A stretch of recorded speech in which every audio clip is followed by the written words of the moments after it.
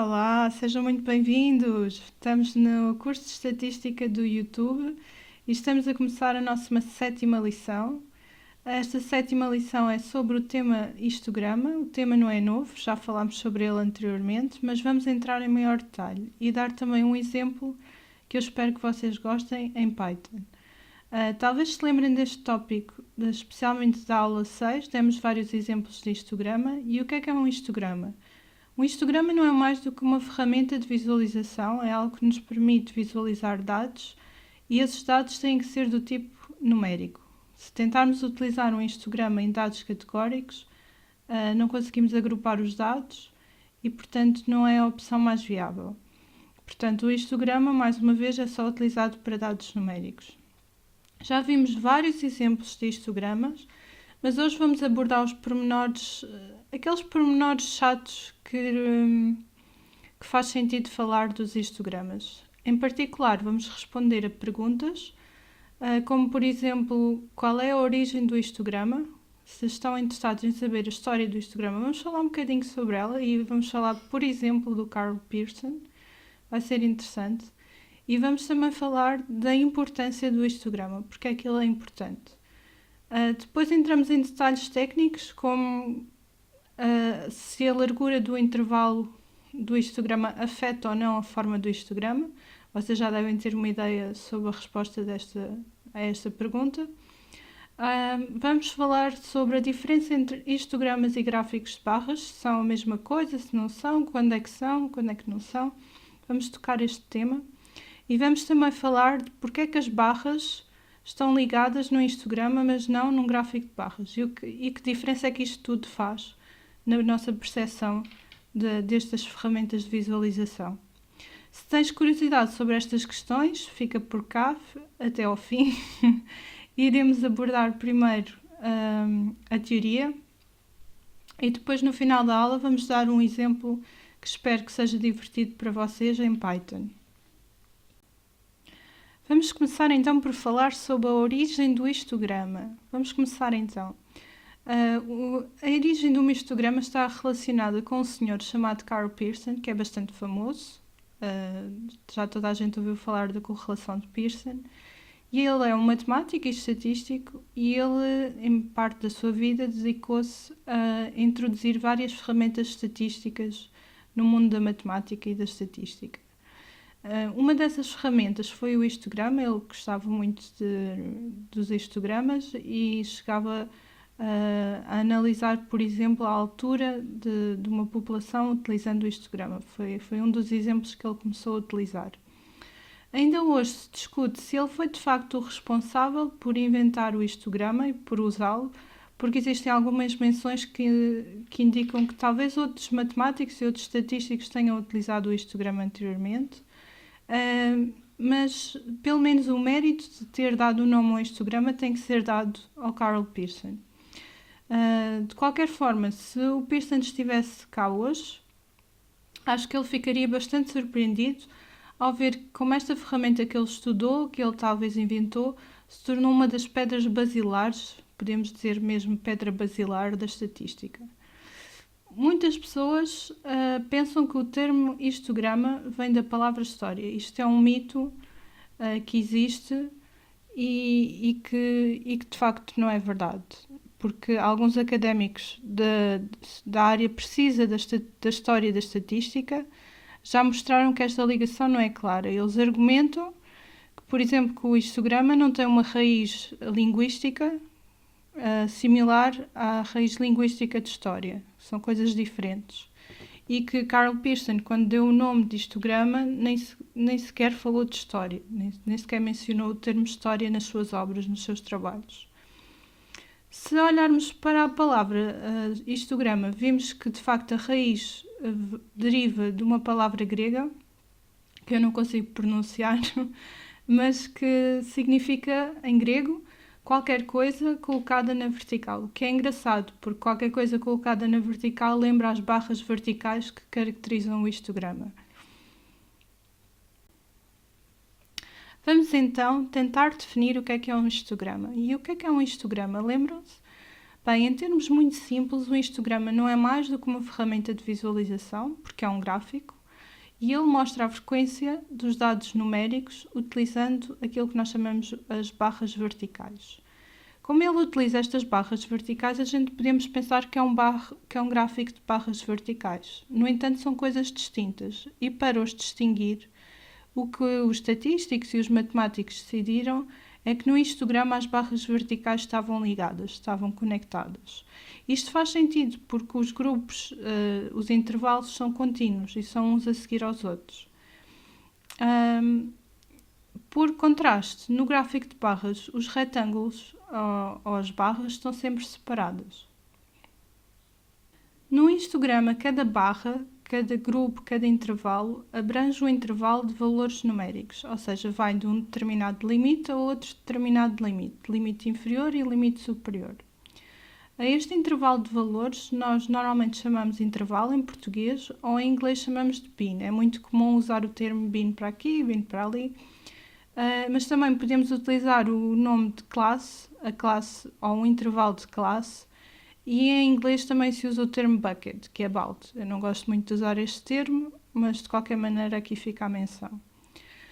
Uma metáfora que eu gosto de utilizar, que eu gosto de dar para se perceber melhor o histograma, é imaginar cada intervalo como um balde. Portanto, aqui estamos a falar de baldes e é um bucket e que tem lá berlindes. Podemos imaginar que os berlindes são os pontos dados, são de cada das observações que vocês viram 5, viram 6, viram 12, e isso são os berlindes. E quanto mais berlindes vocês tiverem no balde, maior terá a frequência da barra. Okay? E isto é a minha explicação com recurso a um balde, ou a vários baldes, do que é um histograma. Existe uma técnica que é bastante complicada e que nós fazemos quando temos que definir um histograma, não podemos fugir dela, que é o binning. Não existe propriamente uma regra para fazer o binning, para colocar um histograma em intervalos. Se alguma vez vocês tiveram a oportunidade de criar um histograma, devem ter tido logo aquela questão de qual é que é o melhor número de barras, qual é que é o melhor número de intervalos de bins.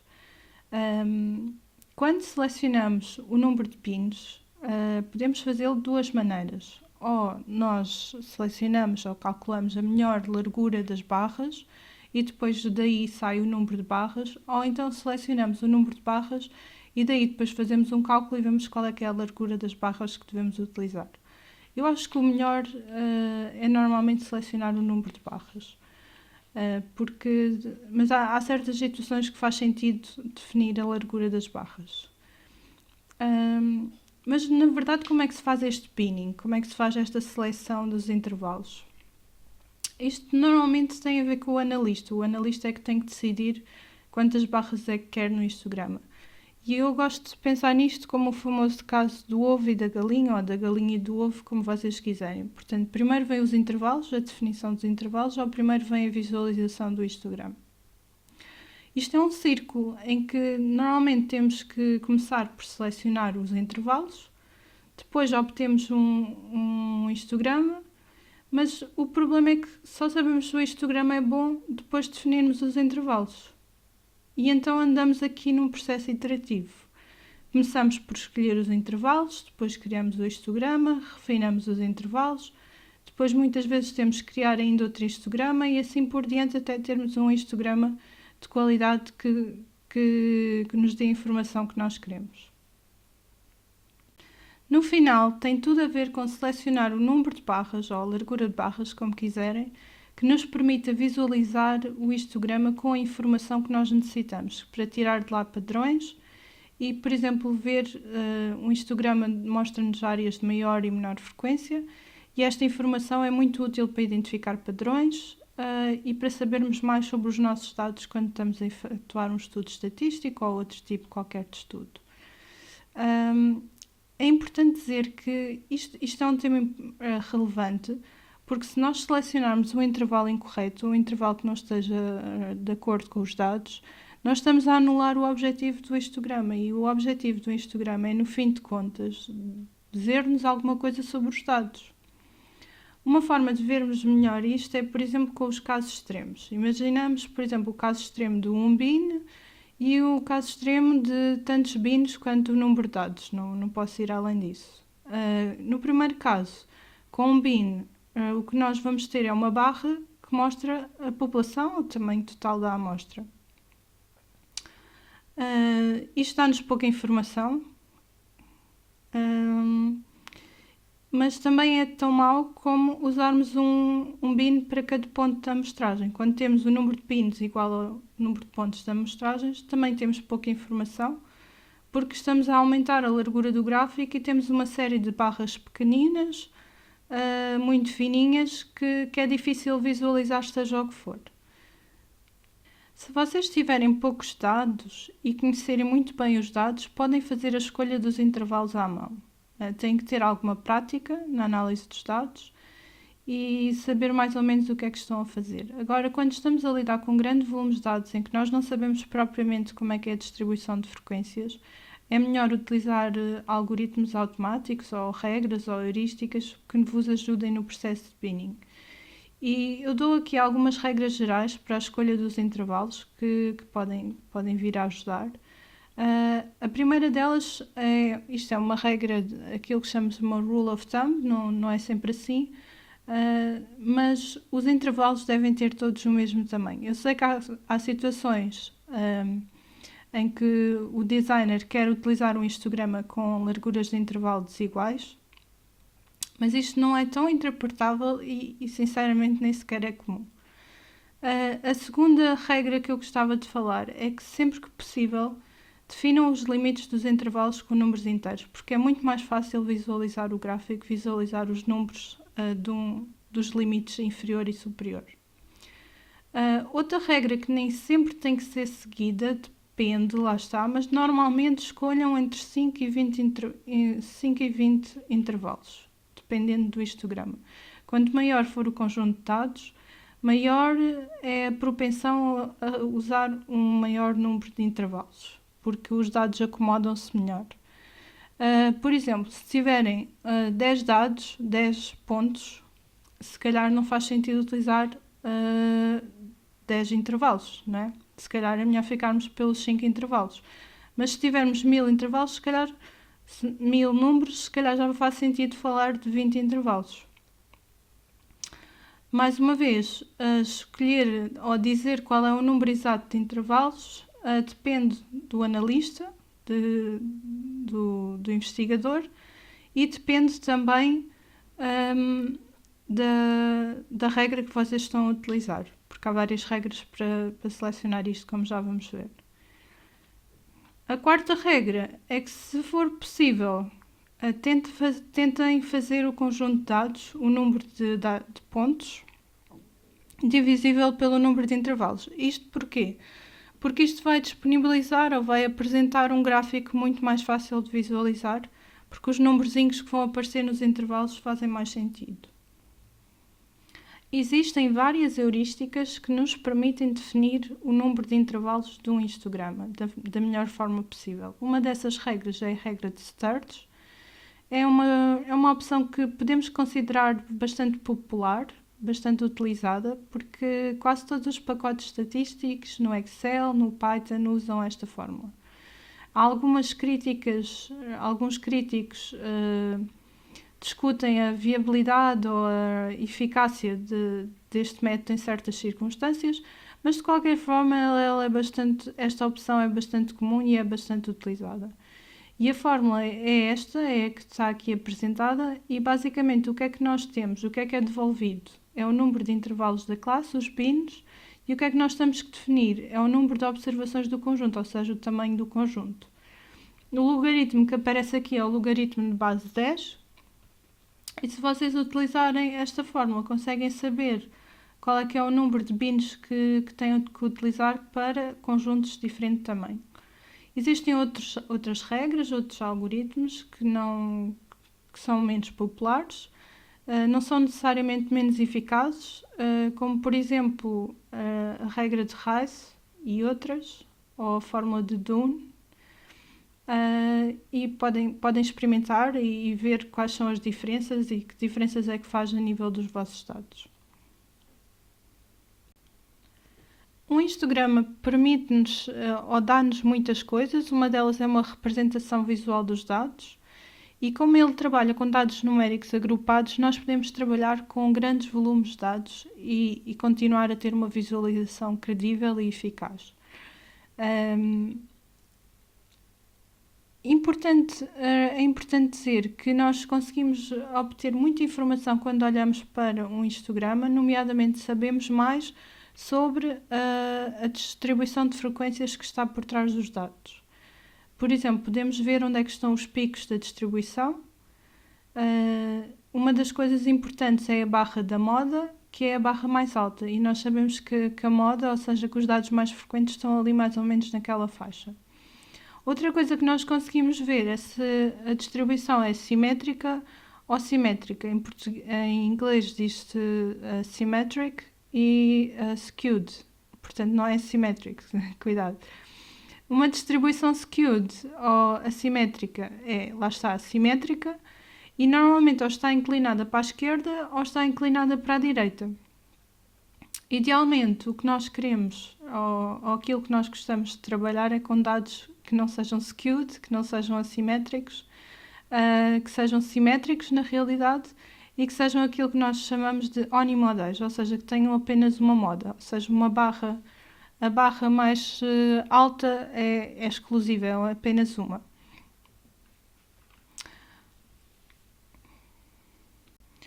Os conjuntos de dados que sejam simétricos e unimodais são muito mais fáceis de tratar, como nós vamos ver no futuro. Existem muito mais fórmulas a aplicar, os outros dados são sempre as exceções. As exceções são sempre as distribuições multimodais, as distribuições bimodais também são complicadas, têm mais do que um pico, portanto a análise estatística não é tão straightforward. Independentemente da forma da distribuição de frequência, nós conseguimos vê-la, podemos dizer assim, nós conseguimos analisá-la através do histograma. E isto é muito útil, porque o histograma é então uma representação da distribuição de frequências. Vamos então tentar responder a uma das perguntas que falámos no início, que tem a ver com a diferença entre um gráfico de barras e um histograma. Como já falámos, um histograma destina-se a variáveis numéricas agrupadas. Quando a nossa variável de interesse não dá para agrupar, temos que usar os gráficos de barras. Um exemplo disto é, por exemplo, os valores categóricos ou alguns valores discretos. Os valores discretos dão tanto para gráficos de barras como para histogramas. Então, como é que vocês fazem? Quando vocês têm números discretos, relembro, por exemplo, os inteiros, 1, 2, 3 e por adiante, nessas situações, têm que ver se têm muitos dados ou poucos dados. Se o conjunto de valores únicos do vosso conjunto de dados é pequeno, então têm que usar um gráfico de barras. Nos outros casos já dá para agrupar e então podem utilizar o histograma.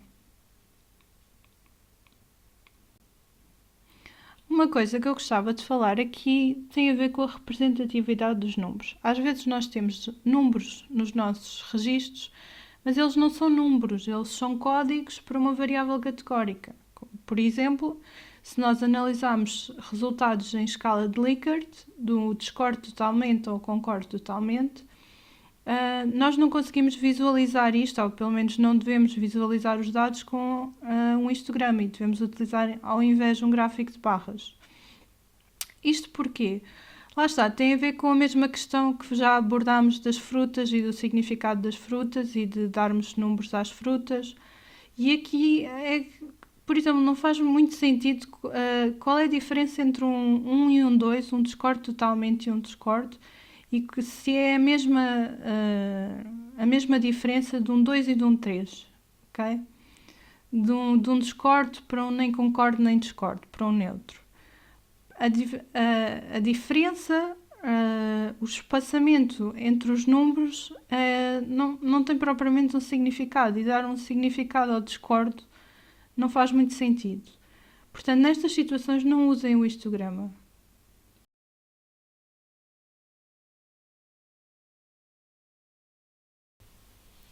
Olá, bem-vindos a mais um tutorial de Python. Hoje falamos de histogramas e falamos do pacote de visualização Seaborn. da biblioteca Seaborn.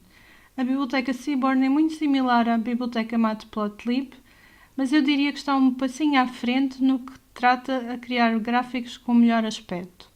Ele permite criar gráficos com várias opções de customização mais avançadas e, portanto, na prática conseguimos criar gráficos mais bonitos mais facilmente do que o Matplotlib. Agora, a desvantagem é que normalmente quando queremos criar um gráfico em Seaborn precisamos de mais código, precisamos de redigir mais código. E temos então a primeira linha que nos define o número de intervalos, que são 12.